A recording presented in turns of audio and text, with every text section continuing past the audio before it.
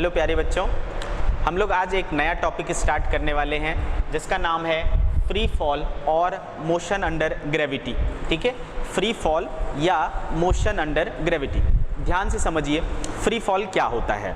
Okay, अगर मान लो बेटे किसी ऑब्जेक्ट को आपने यूँ पकड़ा और यहाँ से अगर आपने इसको छोड़ दिया, जस्ट रिलीज कर दिया, ड्रॉप कर दिया, क्या होगा बेटा? ये इस तरीके से चलेगा, है ना। जब बेटे मैंने इस चीज़ को यहाँ से छोड़ा, ओके, जब मैंने यहाँ से इस चीज़ को छोड़ा तो ये ऑटोमेटिकली क्या हो गया? नीचे आ गया। अब कोई भी चीज़ जो है ना बेटा, पहले क्या था, जब तक हमने इसको छोड़ा नहीं था तब तक ये रेस्ट में था। अब क्या हुआ? मोशन में आ गया। तो कोई भी चीज़ जो है ना अपने आप मोशन में नहीं आ सकता, है ना। ये चीज़ फैक्ट बात है, ठीक है। ये लॉ ऑफ इनर्शिया कहता है कि कोई भी चीज़ ऑटोमेटिकली अपने आप से अपनी कंडीशन को चेंज नहीं कर सकता, रेस्ट से मोशन में खुद ब खुद नहीं आ सकता। ओके, उसके लिए ज़रूरी होती है एक फोर्स की। विदाउट फोर्स कोई भी अपने कंडीशन में चेंज नहीं कर सकता है, ठीक है। तो बेटे यहाँ पर कौन सा फोर्स था? किसने इसको चलाया? किसने इसको नीचे की ओर खींचा? तो वो है अर्थ की ग्रेविटी, ठीक है। अर्थ जो है हर बॉडी पर, हर ऑब्जेक्ट पर एक फोर्स लगाता है अपने सेंटर की तरफ, ठीक है, जिसे हम क्या कहते हैं? ग्रेविटेशनल फोर्स कहते हैं या फिर अर्थ की ग्रेविटी कहते हैं। इस फोर्स के कारण कोई भी बॉडी क्या होता है, हमेशा आप किसी भी चीज़ को फेंको, किसी भी चीज़ को आप ऊपर फेंकते हो, वो अल्टीमेटली फिर क्या आ जाता है? नीचे ही आ जाता है, नीचे की ओर आ जाता है। ओके बेटे, तो वो किस वजह से है? वो अर्थ की ग्रेविटी की वजह से है, वो बॉडी की वेट की वजह से है। आ रही बात समझ में? तो जैसे ही हमने इस चीज़ को बेटा यहाँ से छोड़ा, है ना, ये बॉडी ने क्या किया? मोशन शुरू किया। किसके कारण किया? तो अर्थ की ग्रेविटी के कारण किया, अर्थ के ग्रेविटेशनल फोर्स के कारण किया, ग्रेविटी के कारण हुआ, ठीक है। तो जब भी ऐसा मोशन होता है जिसमें मीन्स जो कॉज होता है, जो कारण है उसके पीछे, वो क्या है? अर्थ की ग्रेविटी है। तो वैसे फोर्सेस, वैसे मोशन को हम क्या कहते हैं? फ्री फॉल कहते हैं या फिर मोशन अंडर ग्रेविटी। ग्रेविटी के कारण होने वाला मोशन, ठीक है। तो we can write the definition. If a body, ठीक है, if a body undergoes motion due to Earth's gravity,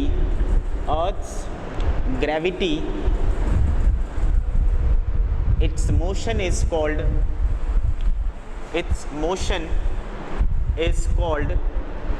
free fall. Is called free fall. Understood? तो कुल मिलाकर के यहाँ पर हम क्या करते हैं? हम सिर्फ और सिर्फ ग्रेविटी को कंसीडर करते हैं, बाकी सारे फोर्सेस को इग्नोर कर देते हैं। क्या और भी फोर्सेस हो सकते हैं? यस सर, हो सकते हैं। कौन से फोर्सेस हो सकते हैं? एयर का फ्रिक्शन हो सकता है या और भी कई वजह हो सकते हैं, लेकिन हम उन वजहों को क्या कर रहे हैं? इग्नोर कर रहे हैं और ये मान के चल रहे हैं कि सिर्फ और सिर्फ उस पर ग्रेविटेशनल फोर्स लग रहा है, अर्थ की ग्रेविटी लग रहा है। ऐसे सिचुएशन में हम उसके मोशन को मोशन अंडर ग्रेविटी कह लेते हैं। मतलब हमें और कोई फोर्स नहीं पकड़ना है, सिर्फ अर्थ की ग्रेविटेशनल फोर्स पकड़नी है, अर्थ की ग्रेविटी पकड़नी है। आ रही बात समझ में? ठीक है, ओके, यहाँ तक की बातें हमें समझ में आ गई। तो जब भी कोई बॉडी को आपने ऐसा ड्रॉप किया या आपने यूँ ऐसा ऊपर फेंका तो उस पर सिर्फ ग्रेविटी लगता है, और ये किस कैटेगरी में आता है? फ्री फॉल के कैटेगरी में आता है, मोशन अंडर ग्रेविटी की कैटेगरी में आता है। अब एक चीज़ और आपको पता होगा, अगर नहीं पता है तो जान लीजिए। क्या बेटा? कि अर्थ जो है जब किसी बॉडी को अपनी ओर अट्रैक्ट करता है, जब वो अपनी ओर किसी चीज़ को खींचता है तो वो फोर्स लगाता है, जिसे हम उसका वेट कह सकते हैं या फिर अर्थ की ग्रेविटी कह सकते हैं, ठीक है बेटे। तो अर्थ की ग्रेविटी एक फोर्स है, वेट एक फोर्स है, और जब भी किसी बॉडी पर फोर्स लगता है बेटा उसमें एक्सेलरेशन प्रोड्यूस होता है, ठीक है। उसमें क्या होता है? एक्सेलरेशन प्रोड्यूस होता है। और अर्थ के कारण किसी बॉडी में जो एक्सेलरेशन प्रोड्यूस होता है उसे कहते हैं हम लोग ग्रेविटेशनल एक्सेलरेशन, जिसे हम स्मॉल g से शो कर सकते हैं, ठीक है। तो यहाँ मैं नोट करके लिख रहा हूँ बेटा, note Earth's gravity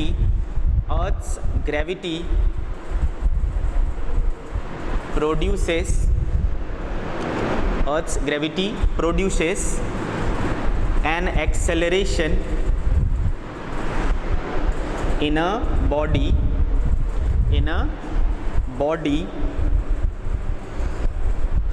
which is called gravitational acceleration, which is called gravitational acceleration। ठीक है बेटे, ये क्या कहलाता है? ग्रेविटेशनल एक्सेलरेशन कहलाता है। It is denoted by small G. इसको किससे शो करते हैं बेटे? स्मॉल जी से शो करते हैं। ओके, तो इसकी जो वैल्यू होती है ना बेटा, its value at earth surface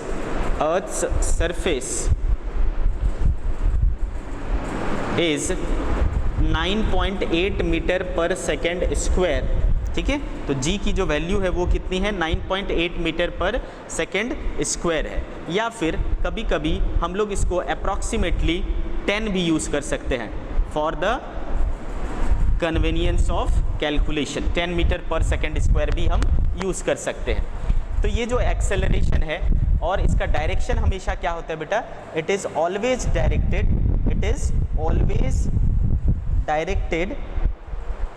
vertically downward. हमेशा इसका डायरेक्शन किधर होता है? डाउनवर्ड होता है। ओके बेटे, इसका डायरेक्शन हमेशा क्या होता है? वर्टिकली डाउनवर्ड होता है। अब चूंकि इसका वैल्यू क्या है? कांस्टेंट है। जी क्या है? कांस्टेंट है। एक्सेलरेशन क्या है? कांस्टेंट है। तो बेटे याद करो, जब हम किसी ऐसे मोशन की स्टडी करते हैं जिसका एक्सेलरेशन क्या रहता है? कांस्टेंट रहता है, तो हम उसे क्या कहते थे? यूनिफॉर्मली एक्सेलरेटेड मोशन कहते थे। जब भी यूनिफॉर्मली एक्सेलरेटेड मोशन होता है, एक्सेलरेशन कांस्टेंट होता है, इन दैट कंडीशन, ठीक है, इन दैट कंडीशन आपका जो वो 3 इक्वेशन आप यूज़ करते थे, वो 3 इक्वेशन आप यहाँ भी यूज़ कर सकते हैं। ठीक है, क्योंकि यहाँ पर एक्सेलरेशन कांस्टेंट है, एक्सेलरेशन यूनिफॉर्म है, so we are eligible to use those 3 equations of uniformly accelerated motion. तो आपको अच्छे से याद है वो तीनों इक्वेशन, है ना बेटा? एक क्या था? v equals to you plus AT, एक क्या था बेटा? s equals to UT plus half AT square, and third था क्या? v square equals to you square plus 2as। ठीक है,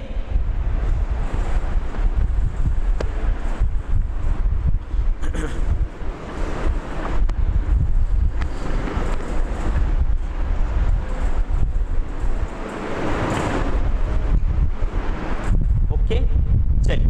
तो बेटे एक था अपने पास v equals to you plus AT, दूसरा था अपने पास s equals to UT plus half AT square, and third था अपने पास v square equals to you square plus 2as। ये 3 इक्वेशंस थे।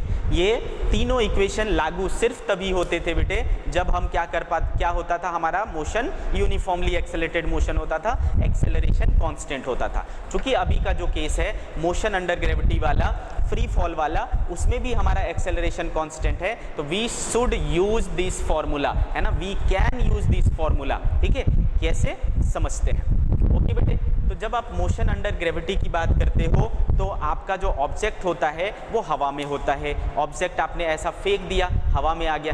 जब तक ये हवा में रहेगा सिर्फ एक ही फोर्स काम करेगा और वो है ग्रेविटी। ठीक है, सिर्फ एक ही फोर्स काम करेगा और वो है ग्रेविटी। अंडरस्टूड? तो बेटे अगर आप किसी चीज़ को यूँ फेंकते हो तो देखो क्या हुआ, पहले ये ऊपर गया, देन ये नीचे आया, है ना? तो इसने 2 चीज़ें की, पहले तो ऊपर गया यानी अपवर्ड मोशन किया, देन ये नीचे आया, देन ये डाउनवर्ड मोशन किया। तो इसको हम 2 कैटेगरी में बांट सकते हैं, upward motion and then downward motion. Okay चलिए, तो बात करते हैं बेटा, बारी बारी से बात करेंगे हम लोग।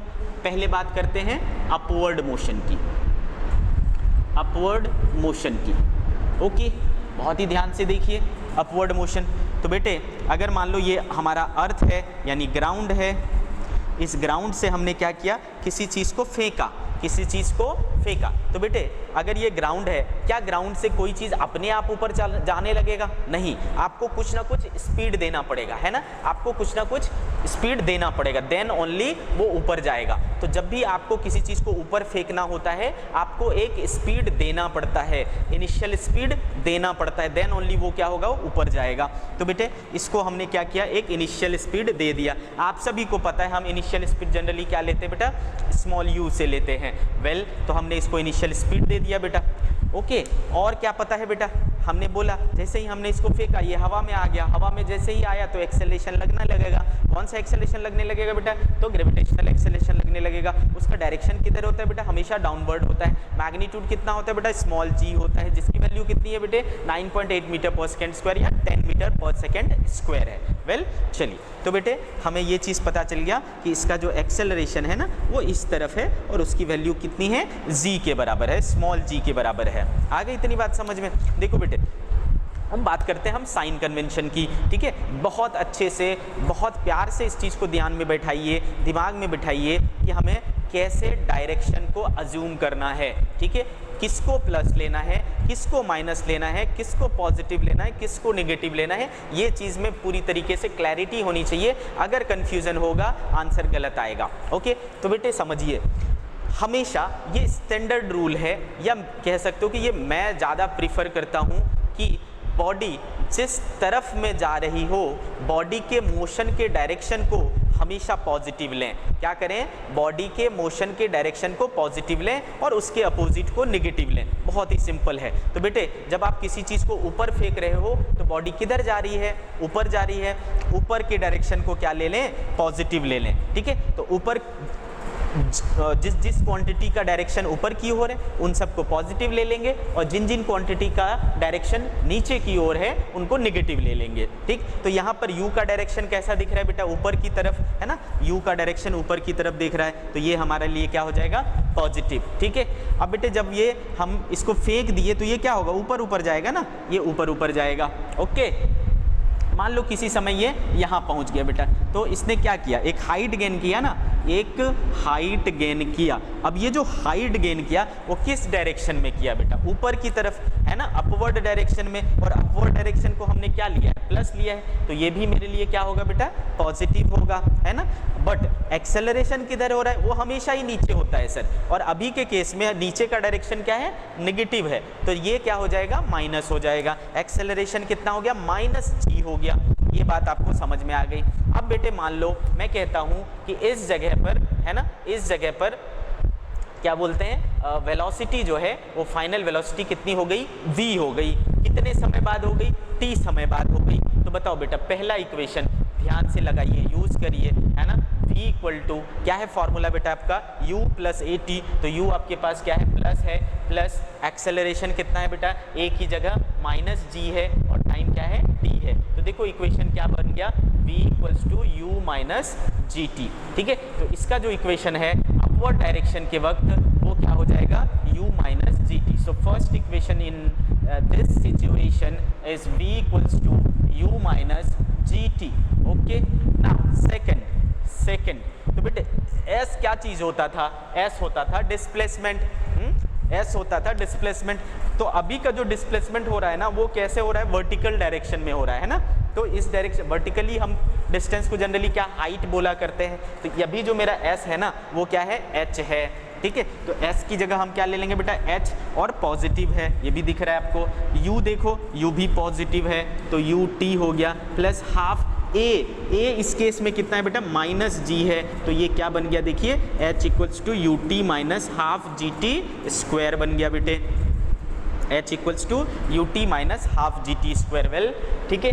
तो बेटे ये सेकंड हो गया, h equals to you T minus half G T square, ठीक है। h equals to you T minus half G T square, clear है। एंड थर्ड देखिए क्या है, v square equals to you square plus 2as।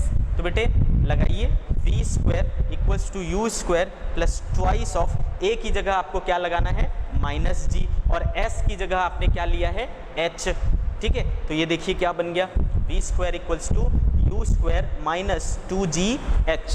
तो third equation हो जाएगा v square equals to u square minus 2gh।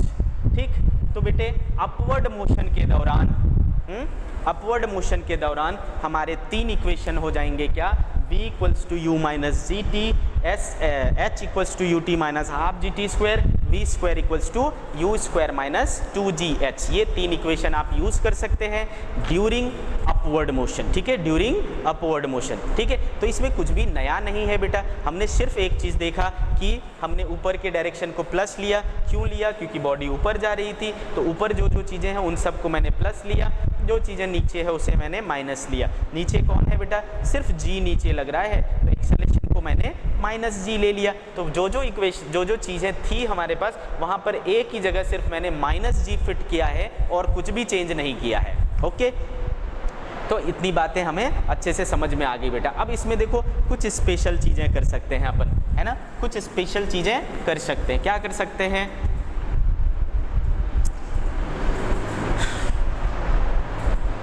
पहला होता है, आप देखो बेटा, जब किसी चीज़ को आप ऊपर की ओर फेंकते हो, है ना, आप अगर किसी चीज़ को ऊपर की ओर फेंकते हो तो क्या होता है, वो कुछ ऊंचाई तक जाता है एंड देन वापस आ जाता है ना, ऊपर तक जाता है देन वापस आ जाता है। देखिए, है ना, ये इस लाइक यहाँ तक गया और फिर वापस आ गया। तो बेटा एक हाइट तक गया ना, उसके आगे नहीं निकल पाया, एक एच मैक्स है, मतलब ये एक सर्टेन हाइट तक जा सकता है। प्लस इसको मैं थोड़ा स्पीड दे के फेंकूंगा, थोड़ा वो जाएगा, बहुत ज़्यादा स्पीड दूंगा तो वो और ज़्यादा ऊपर जाएगा। तो ये मेरे फेंकने के ऊपर है कि मैं कितनी स्पीड से फेंकता हूँ। ज़्यादा स्पीड से फेंकूंगा बेटा तो ज़्यादा ऊपर जाएगा, कम स्पीड से फेंकूंगा तो कम स्पीड जाएगा। क्लियर है मेरी बात? ओके, तो ये हमारे स्पीड पर डिपेंड करता है कि वो कितना ऊपर जाएगा, बट एक ऊपर तक जाएगा और देन वापस आ जाएगा। तो ये डिपेंड करता है हर सिचुएशन पे कि वो कितनी हाइट तक जाएगा। उसे कहते हैं हम लोग maximum height, maximum vertical distance travelled, उसे क्या कहते हैं, एच मैक्स। ठीक है, तो आपको एच मैक्स निकालना होता है। कैसे निकालेंगे? अब आप देखो बेटा, जब हम इसे फेंकते हैं, है ना, तो ये क्या होता है, ये है ना, आप देखो ये इसके मोशन का डायरेक्शन किधर है, इस तरफ, इसके वेलोसिटी का डायरेक्शन किधर है, अपवर्ड, और एक्सेलरेशन किधर लग रहा है, डाउनवर्ड। जब भी बेटा, जब भी एक्सेलरेशन, है ना, मैंने बताया है आपको कि मान लो बॉडी जो है वो इस तरफ चल रहा है, मोशन का डायरेक्शन यानी वेलोसिटी का डायरेक्शन इस तरफ है और एक्सेलरेशन का डायरेक्शन अपोजिट है, तो उस समय ये क्या होता है, घटता है, मतलब उसकी स्पीड क्या होती चली जाएगी, घटती चली जाएगी। उस समय इस एक्सेलरेशन को क्या कहा जाता है, रिटार्डेशन कहलाता है ना, यानी वो उसके स्पीड को क्या कर रहा है, कम कर रहा है। इसका उल्टा, अगर मान लो बेटा बॉडी इस तरफ जा रही है और एक्सेलरेशन भी उसी तरफ जा रहा है, लग रहा है, तो उस केस में वो क्या करेगा, एक्सेलरेट करेगा, यानी उसका स्पीड बढ़ेगा। तो अभी क्या हो रहा है बेटा, बॉडी ऊपर जा रही है, स्पीड का डायरेक्शन ऊपर है और एक्सेलरेशन का डायरेक्शन नीचे है, तो वो क्या करेगा, रिटार्ड करेगा। रिटार्ड करेगा तो स्पीड क्या होगा बेटा, घटेगा। तो स्पीड जैसे जैसे ये ऊपर जाता है स्पीड घटता चला जाता है, और जब ये टॉप मोस्ट पॉइंट पर पहुंचता है ना, जब ये टॉप मोस्ट पॉइंट पर पहुंचता है तो एक पल के लिए उसकी स्पीड क्या हो जाती है, 0। यानी हमेशा हाईएस्ट पॉइंट पर, टॉप मोस्ट पॉइंट पर फाइनल वेलोसिटी हो जाती है 0। ओके, ये चीज़ याद रखना है, हाईएस्ट पॉइंट पर वेलोसिटी हो जाती है 0।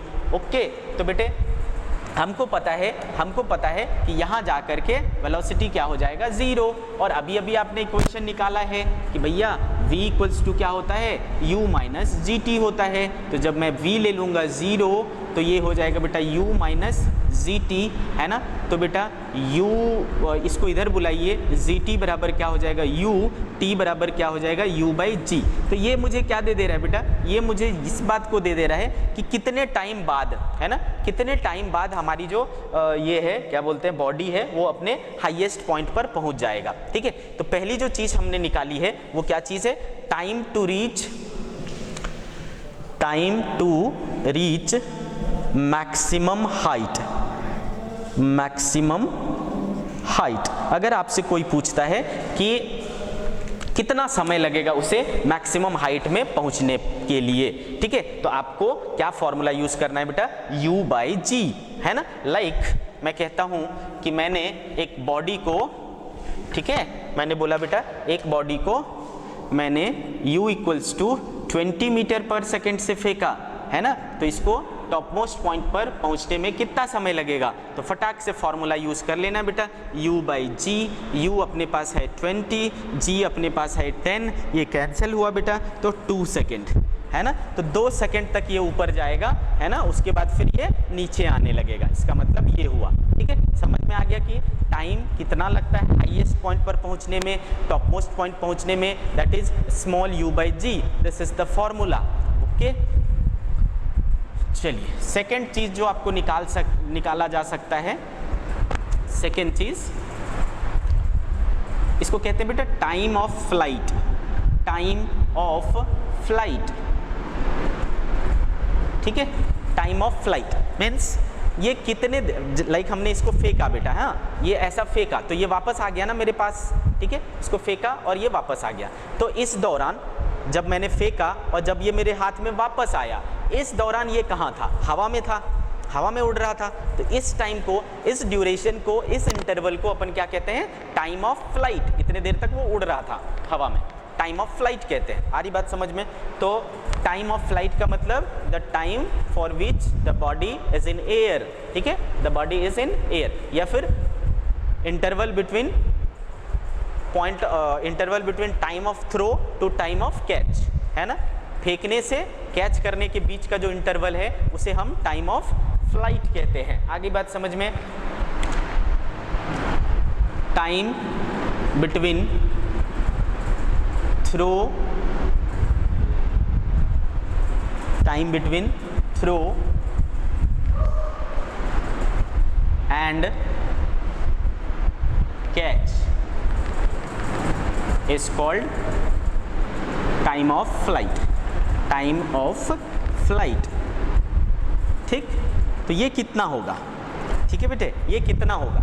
तो बच्चे देखो, इसको जितना जाने में समय लगा था ना, कितना समय लगा था जाने में, u/g, है ना, इधर जाने में कितना समय लगे था, u/g, तो इसको आने में भी कितना समय लगता है, u/g, ठीक है। तो बेटे जाने में u/g, आने में u/g, तो टोटल कितना, ट्वाइस ऑफ u/g। तो बेटे याद रखें टाइम ऑफ फ्लाइट कितनी होती है, 2u/g, this is the time of flight. तो अगर आपको बोलते हैं कि वो कितने देर तक हवा में रहेगा या कितने समय बाद ग्राउंड पर वापस आएगा, इस तरीके के सवाल पूछे जाते हैं, तो हम कौन सा फॉर्मूला यूज करेंगे बेटा, 2u/g। Like in this case, है ना, हमने 20 मीटर पर सेकेंड से फेंका, तो ये वापस ग्राउंड पे कितने देर पे बाद आएगा, ऐसा पूछा, तो फटाक से यूज कर लेंगे बेटा 2u/g। 2u कितना 20, g कितना 10, कैंसिल, कितना हो गया 4 सेकेंड, है ना। तो इसका आंसर क्या हो गया बेटे, 4 सेकेंड। ओके, तो ये हो गया आपका दूसरा चीज। तीसरी चीज जो आपसे पूछी जाती है बेटा कि तीसरी चीज भी कितनी हाइट तक जाएगी, मतलब maximum height. Third case is maximum height, h max।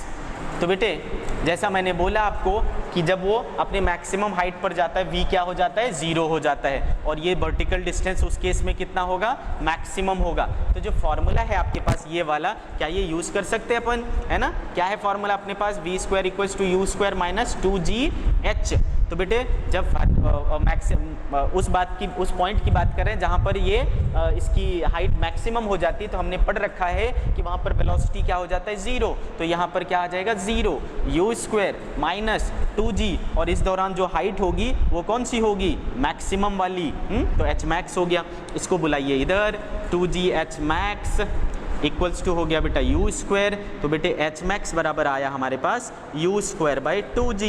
तो आप इससे पता कर सकते हैं बेटा कि आपने जो बॉल फेंकी है या जो भी ऑब्जेक्ट फेंकी है वो कितनी हाइट तक जाएगा मैक्सिमम, कहाँ से वो वापस आएगा, ये सारी चीज़ें आप पता कर सकते हैं। फॉर एग्जांपल यही वाला फॉर्मूला, यही वाला सिचुएशन यूज़ करते हैं बेटा। 20 मीटर पर सेकेंड से हमने फेंका था, है ना, हमें पता करना है कि ये कितनी हाइट तक जाएगा। तो h max = हमारे पास फॉर्मूला है u²/2g। u आपने फेंका था बेटा 20 से, तो 20 × 20, 2 × g 10, 20 से 20 कट गया बेटे, 20 मीटर। तो वो कितनी हाइट तक जाएगा बेटे, 20 मीटर तक जाएगा। कितने मीटर तक जाएगा, 20 मीटर तक जाएगा। अब यहाँ पर देखो बेटे, ये 2 कांस्टेंट चीज़ है, स्मॉल g कांस्टेंट चीज़ है, और ये u क्या चीज़ है, इनिशियल स्पीड है उसके क्या है, डायरेक्टली प्रोपोर्शनल है ना। तो देखो u ज़्यादा फेंकेंगे तो बेटा एच भी क्या होगा, ज़्यादा जाएगा, ज़्यादा तेज फेंकेंगे ज़्यादा ऊपर जाएगा, है ना बेटा। अगर इसको हम डबल कर देंगे ये कितना हो जाएगा बेटा, स्क्वायर टाइम्स यानी 4 टाइम्स हो जाएगा, ठीक है। तो देख रहे हो आपकी ये हमारे पूरी तरीके से हमारे ऊपर डिपेंड करता है कि हम उसको कितनी स्पीड से फेंकते हैं, उसके हिसाब से वो उतनी हाइट तक जाएगा। हाँ क्लियर है। तो ये हो गया बेटा ड्यूरिंग अपवर्ड जर्नी, ठीक है। अपवर्ड जर्नी की हमने सारी बातें कर ली, है ना। एक आध दो एग्जांपल देखेंगे और समझेंगे इसको कैसे यूज करना है।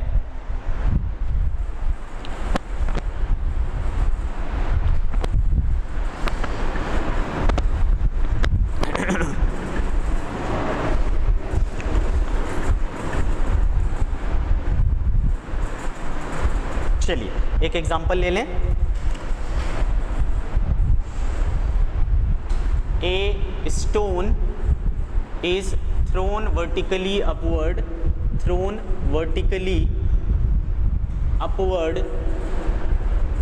with speed 40 meter per second, okay, vertically upward with speed 40 meter per second. Then find its speed after 2 seconds. Height attained after 2 seconds. तीसरी the time after which stone will come to the ground,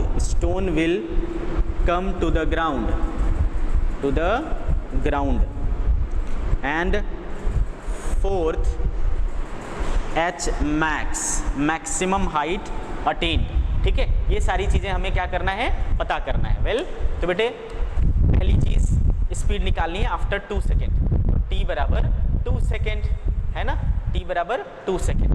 तो बेटे चूंकि आपको पता है ये upward journey है, upward journey में v इक्वल्स टू क्या होता था, u माइनस gt होता था। u आपके पास कितना है बेटा, 40 मीटर पर सेकेंड से आपने फेंका है इसको, तो u के जगह 40 ले लेंगे, माइनस g कितना होता है बेटा 10, और t कितना लिया है आपने 2, सो 40 माइनस 20, तो इसकी स्पीड क्या हो जाएगी, 20 मीटर पर सेकेंड हो जाएगी, है ना। 2 सेकेंड के बाद उसकी स्पीड घट करके 20 मीटर पर सेकेंड हो जाएगी। पहला पार्ट का आंसर हमें मिल गया बेटा, है ना। फर्स्ट पार्ट का आंसर हो गया हमारे पास 40 metre per second. Then height attained after 2 second, 2 second बाद हाइट क्या होगी, तो बेटे आपको पता है h इक्वल्स टू आपने फॉर्मूला निकाला ut minus half G T square, तो u कितना था बेटा 40, t कितने सेकेंड बाद, 2 सेकेंड बाद, माइनस हाफ g कितना होता है बेटा 10, t कितना 2 का स्क्वायर 4 हो गया बेटा, 2 से 2 ये कितना हुआ बेटा 42 ज़ा 80 माइनस 10 2 ज़ा 20, कितना बचा बेटा 60, है ना। तो ये 2 सेकेंड बाद कितनी हाइट पर होगा, 60 मीटर की हाइट पर होगा। हाँ 2 सेकेंड के बाद ये 60 मीटर की हाइट पर होगा, ठीक है। तो सेकेंड पार्ट जो है उसका आंसर हो गया 60 metre. Well now third part क्या बोल रहा है बेटा हमें, the time after which stone will come to the ground, मतलब ये हमें इनडायरेक्टली क्या चीज़ पूछ रहा है, टाइम ऑफ फ्लाइट पूछ रहा है। टाइम ऑफ फ्लाइट का हमारे पास डायरेक्ट फॉर्मूला है, क्या है बेटे, टाइम ऑफ फ्लाइट का formula equals to 2u by g. 2u कितना था 40 और g कितना था बेटा 10, ये और ये कैंसिल हुआ, 4 2 ज़ा 8 सेकेंड, है ना। इतना टाइम लगा इसे, टोटल इतने देर के लिए वो क्या होगा, हवा में रहेगा। वेल आ रहा है समझ में, ठीक। और चौथी चीज़ जो हमें निकालनी है, ये 8 सेकेंड हो गया इसका आंसर। फोर्थ जो हमें निकालना है वो है h मैक्स। तो h मैक्स का फॉर्मूला है हमारे पास u स्क्वायर बाई 2g, इसके लिए भी हमारे पास डायरेक्ट फॉर्मूला है u स्क्वायर बाई 2g। तो u क्या ले लेना है बेटे अपने को 40, सो 40 इंटू 40 अपॉन 2 इंटू 10, ठीक है। 20 2 ज़ा 42 ज़ा 80 मीटर, ठीक है। तो इसके पास जो टोटल हाइट गेन करने के लिए है वो है 80 मीटर। वेल अच्छे से समझा, चलिए आगे बढ़ते हैं। तो आई थिंक इसमें मैंने है ना अपवर्ड जर्नी की सारी बातें कर ली है। ओके, अब बात करते हैं डाउनवर्ड मोशन की। ठीक है, अपवर्ड मोशन हो गया, डाउनवर्ड मोशन की बात करते हैं।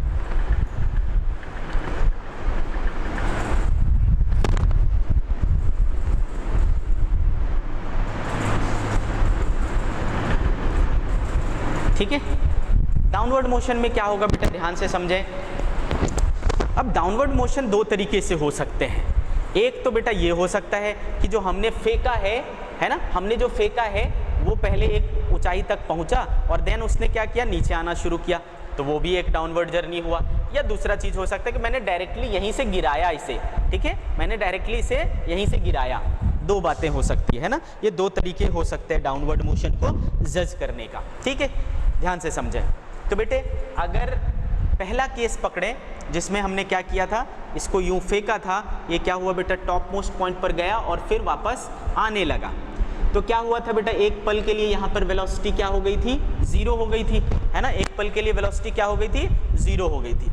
या फिर दूसरा केस पकड़े तो हम क्या कर रहे हैं, इसे देखो अभी क्या है, ये रेस्ट में है, मतलब इसकी स्पीड क्या है, अभी जीरो है। अब मैंने छोड़ा, तो बेटा छोड़ने से पहले तो इसकी स्पीड जीरो ही थी ना, मतलब ये अभी क्या था, रेस्ट में था।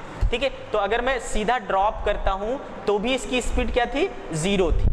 तो बेटा यहाँ इस सिचुएशन से मैं देखूंगा तो भी इनिशियल स्पीड इसका क्या है, जीरो है, और इस सिचुएशन से देखूंगा तो भी इसकी स्पीड क्या है, इनिशियली जीरो है। ठीक है, दोनों ही सिचुएशन में हमारी जो इनिशियल स्पीड है डाउनवर्ड जर्नी की वो क्या हो रही है, जीरो हो रही है। कुछ दिक्कत ही नहीं है फिर तो अपने को। ओके, इनिशियल स्पीड मिल गया। अब ये जब मैं यहाँ से छोड़ूंगा बेटा तो ये किधर जाएगा, नीचे जाएगा।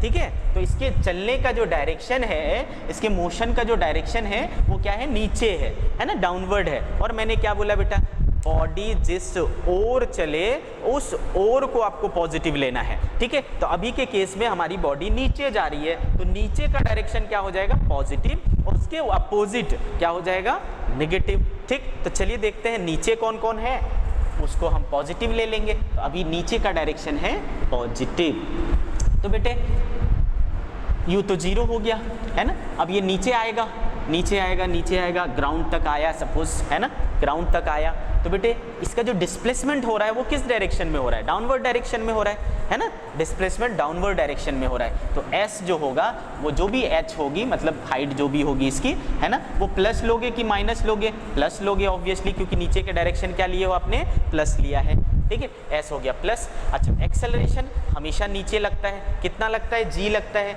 नीचे का डायरेक्शन अभी प्लस लिया है आपने, तो प्लस हो गया बेटा, प्लस जी, है ना। ये भी क्या हो गया, नीचे की तरफ हो गया। कोई दिक्कत है, आ रही बात समझ में। अब ये एच मैं यहाँ का नहीं पकड़ता, कोई बीच का पॉइंट लेता हूँ यहाँ पर, है ना, यहाँ तक एच।